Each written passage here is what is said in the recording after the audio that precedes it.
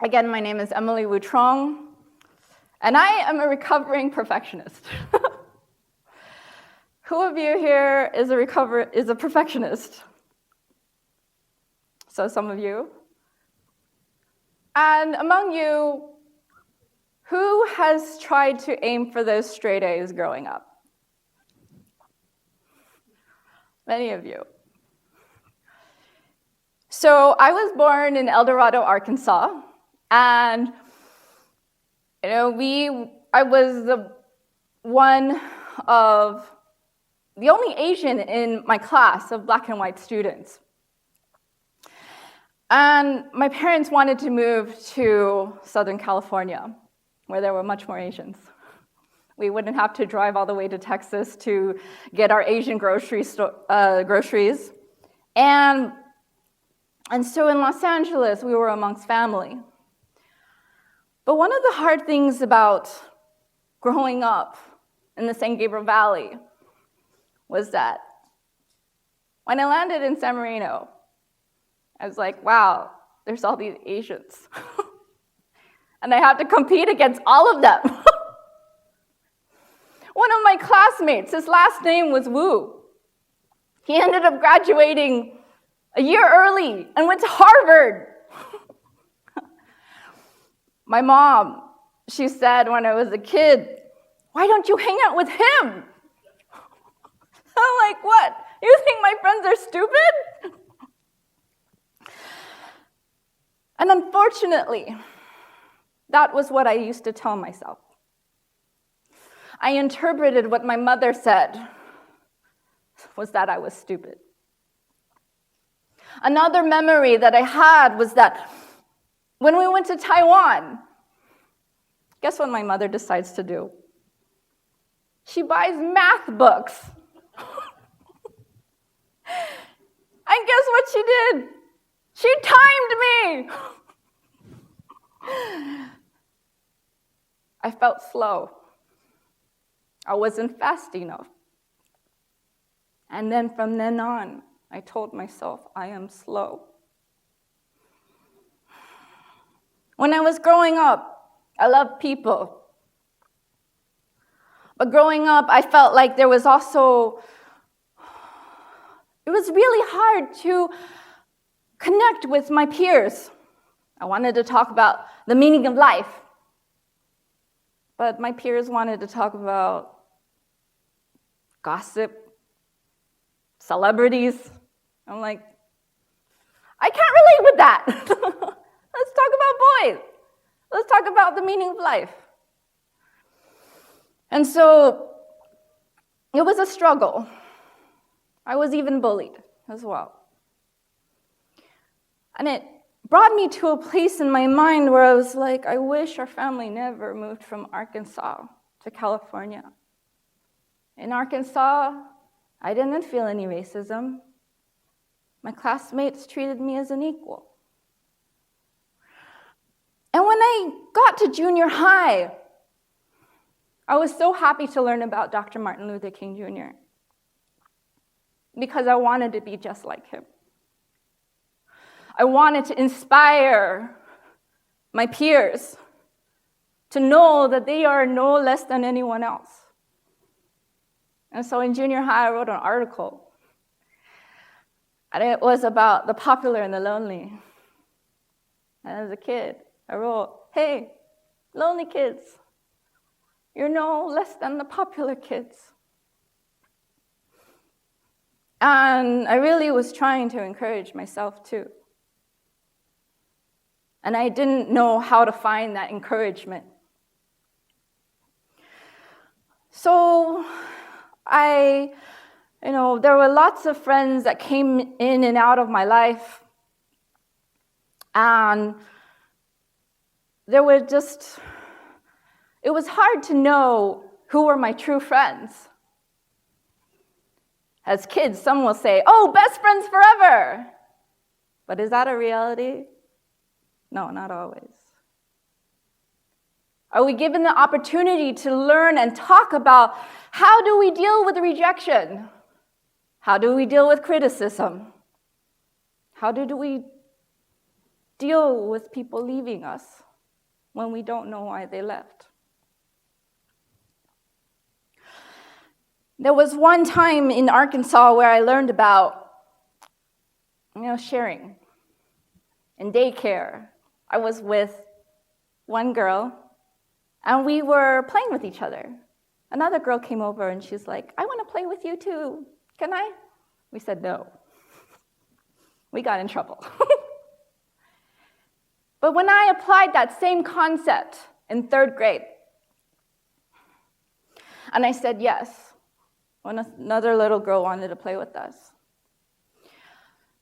I welcomed her to playing with us. And the first girl I was playing with said, I don't want to be your friend anymore. I had no coping skills to deal with that. And I didn't know how to talk about it with anyone. And so, even in relationships, it can be very hard because you give them your heart, but if they don't love you back, what do you do? Jumping forward to college, there was a boy that I loved, but he broke up with me. And I didn't know how to handle that. My heart ached to the point I wanted to die by suicide. I wanted to choke myself to death. But in the back of my mind, I did not do it because I was thinking of family. Later, when I told my mom about my feelings of suicide, she didn't know how to react. My brother, he said, well, you were being selfish. My sister, she said, you're my only younger sister, and I would never want you to leave this world because I love you so much. And so through life, I studied psychology and social behavior at UC Irvine. But one of the problems that they don't talk to you about these days, when you major in that topic, is that this could happen to you. Typically, in psychology, they say that mental health is about deviant behaviors, using negative words like disorder. But it was not until after college that I discovered positive psychology. In positive psychology, they talk about how, they're more strength-based. What is it that makes you happy? And that's where I think that in mental health, we have to balance our positives and our negatives, our strengths and our weaknesses. Our strengths make us feel good about ourselves, our weaknesses don't. But when we're ready to face our fears and our weaknesses, they are stepping stones to help us grow into the person we were meant to become. That is a life journey. Each and every day, we have the potential of reaching our highest potential. And part of that is recognizing our self-limiting thoughts. Self-limiting thoughts. The ones I used to tell myself when I was growing up was, you are stupid, you are slow, and you are not worthy. So 3.5 years ago, I had a breakdown. And in this breakdown, I came face to face with my negative voice. And that negative voice finally said to myself, wow, Emily, I'm so sorry I lied to you all your life. You are a bright, intelligent, talented young woman, and I don't want to work against you anymore. I want to work for you. And so when we start recognizing these self-limiting thoughts, that is when we break down to pull ourselves back together the way we were meant to become, stronger. When I looked back on my life, having these breakdowns, all these repressed memories started coming to my brain. I was crying. I was like, why am I remembering all these painful memories?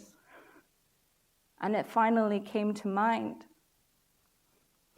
It was that all these experiences in my life have been building me to become the person I am today, which is a motivational speaker for mental health awareness. Too many people struggle in silence instead of getting the help that they need. There is so much pressure to feel like we have it all together.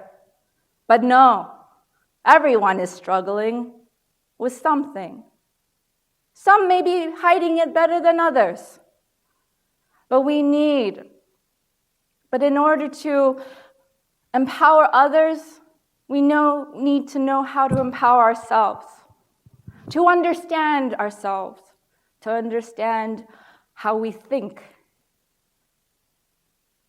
Because our thoughts become actions, and our actions become, our thoughts dictate how we act. And so when I had discovered over the last few years that Obama was speaking out about mental health, I'm like, wow! There's this President Obama is speaking out on mental health. So I'm living in a very good time. And so I came out publicly with my mental health challenges. In July 2013, I said at the Asian American Mental Health Briefing, I will not end my life because I have a story to share. The more we talk about mental health, mental illness, suicide, the more we will alleviate the stigma. There is no shame. There is no shame.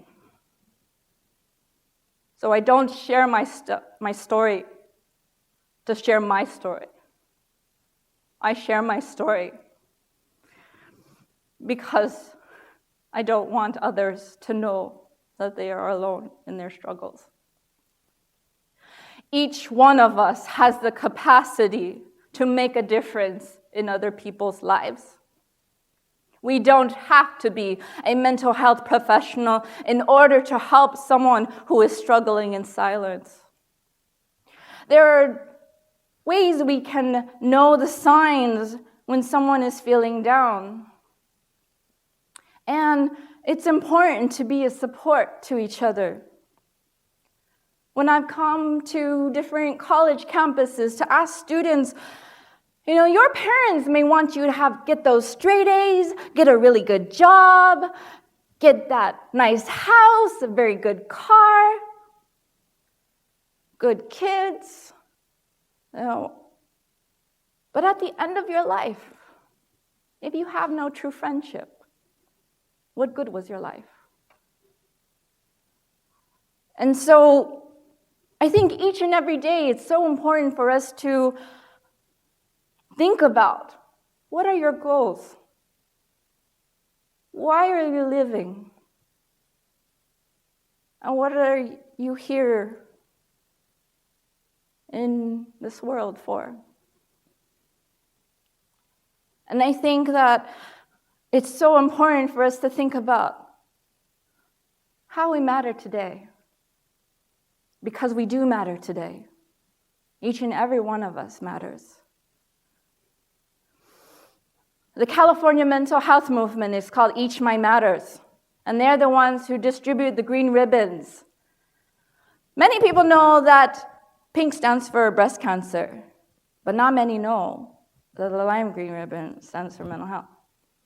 And so there are times when I'll wear a green wig or a green tutu, and to demystify the topic of mental health and make it a fun topic to talk about. Because if Lady Gaga can be a fashion statement, so can I.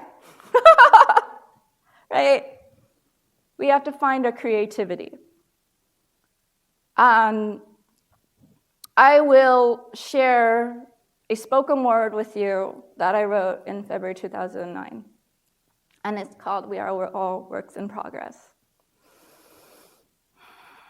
Know how to help yourself before you can truly help anyone else. Set an example for others if you know how. However, I know life is a lifelong learning process. So you don't have to be perfect because we are all works in progress. There are lessons to be learned in everything that we face from day to day.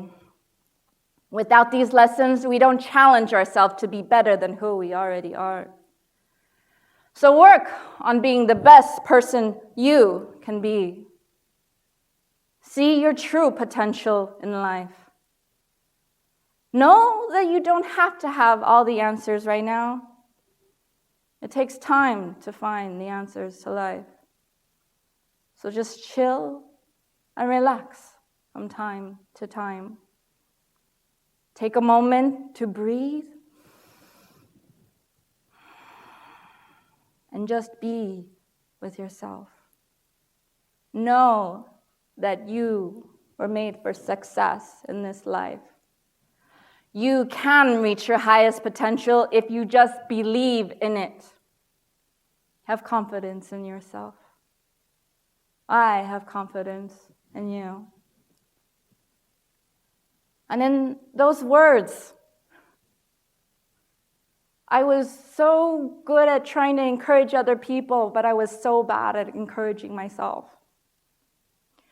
And so I wrote those words to myself, and I write these words to you. Because if we are not our own best friend, we won't be able to be our own best advocates. So with help, there is hope. There's so much help out there. It's not a weakness to ask for help. And always remember that helplessness is never hopelessness, because there are good people in this world, and you can be one of them. Thank you.